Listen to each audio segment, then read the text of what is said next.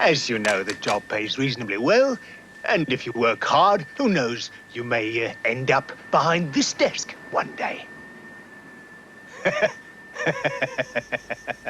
Mike a 15 ans, il abandonne l'école pour travailler dans un établissement de piscine et de bains publics dans un quartier pauvre de Londres où il s'éprend de Suzanne, une collègue de travail plus âgée que lui. Prenant place au tout début des années 1970, le film établit un parallèle entre deux moments charnières, celui d'un adolescent qui découvre la vie d'adulte et celle d'un Londres où l'utopie de la vitalité culturelle des années 60 se transforme petit à petit en un lieu crasseux, sordide et cauchemardesque.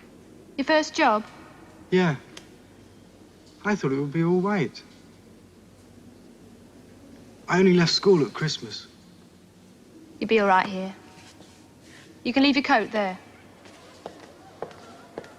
Deep End montre le décalage entre l'idéalisme de Mike et la réalité de son époque. Lui veut s'émanciper de ses parents et s'imagine aimer librement, mais son entourage lui rappelle constamment que cette libération s'est déjà transformée avant tout en marchandisation. Autour de lui, l'amour sincère n'a pas sa place. Il n'y a qu'une monétisation du désir. Suzanne, par exemple, se fiance à Chris car elle a les moyens financiers de lui payer une belle bague et s'autorise aussi à se prostituer occasionnellement pour arrondir ses fins de mois. De même, là où l'âge n'est censé ne plus avoir d'importance, le spectateur observe un Mike impuissant à séduire Suzanne, là où le professeur de piscine, plus âgé, profite de son rapport de force pour draguer des jeunes élèves. La libération est ici montrée comme une libéralisation, où la concurrence s'opère et tout se pense comme relation d'échange. Suzanne va même conseiller à Mike, jeune adolescent, de repérer et flatter les clientes dans la quarantaine ou cinquantaine, voire même parfois se laisser attoucher par elles, juste pour obtenir un pourboire. L'utopie de libération ne s'incarne ici plus qu'en pornographie et prostitution. Well, you know, old chap, ladies of a certain age tend to favour polite and obliging young boys.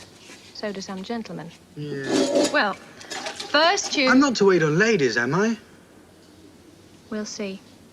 Ce Swinging London des années 60 est aussi imagé et fantasmé par l'émergence d'une mode marquante et colorée. Skolimowski, qui d'abord pensait situer son récit dans une usine, a finalement opté pour une piscine, jugeant la précédente trop terne. Ici, les bains publics permettent à la fois de montrer cette espèce surcolorée tout en le critiquant. Les couleurs sont plurielles mais délavées, ternes, salies. La caméra nous montre un kitsch excessif déjà dépassé.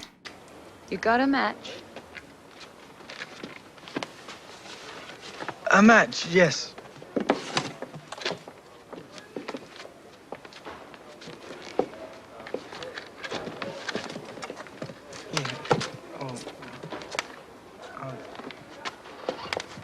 Comme l'indique son titre, le film est une plongée, à la fois car Mike est jeté subitement dans le bain du monde adulte, mais aussi car ce nouveau monde n'est qu'une lente descente aux enfers pour lui. Bien avant Kluskar et Welbeck, Skolimowski dresse déjà en 1970 un portrait très critique sur la fameuse libération sexuelle des années 60. Le protagoniste, Mike, apprend à la dure que ici, l'amour n'a plus sa place et il n'y a que marchandisation.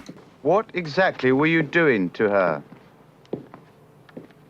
I love her. You perverted little monster. I'm not a perverted little monster. Let's get that couple in. We can't press charges without their evidence. Get them in.